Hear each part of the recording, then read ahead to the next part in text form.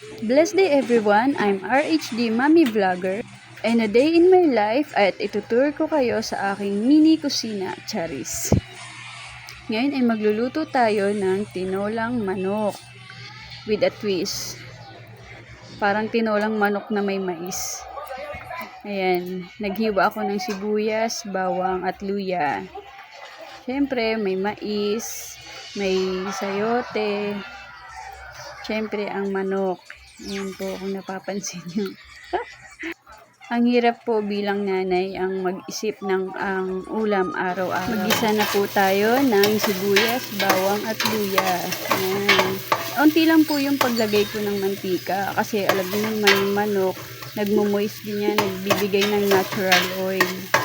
Sa mga hindi nakakaalam, kaming mga may ang RHD ay mga nagwa-warfarin. Sa mga nagwa-warfarin po, bawal po sa amin yung mga dahon-dahon. Lalo na po yung mga pagkain matataas sa vitamin K, bawal po sa aming mga may RHD yan. Nilagay ko na rin po dyan ang manok. Yan, gisa-gisa lang po natin. Minsan nakakamiss din kumain ng mga dahon-dahon, lalo na't nakasanayan mo na. Kaya dapat yung mga maintenance nyo, huwag nyong kalimutan. Lagot kayo sa cardio nyo.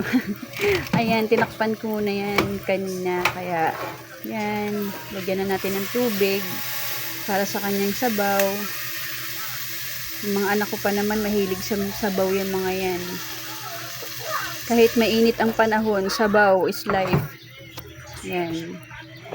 Nilagyan ko pala yan ng konting patis para may lasa. Nilagay ko na rin po dyan yung Knorr cubes.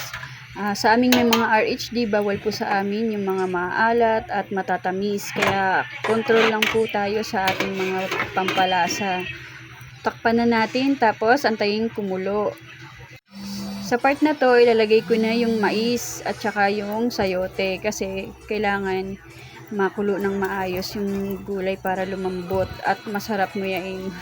Lalo na sa mga nakapustiso, walang ngipin, ayan, kailangan malambot yung gulay natin. Ayan, nag-antay tayo ng 15 minutes para kumulo. Ayan po ang ating ulam na tinolang manok na may mais. Kaya happy to serve, happy eating. Pwede niyo po yan gayahin ang aking recipe. Kayo na pong bahala sa pampalasa. Sana po magustuhan ninyo yung aking luto, ano?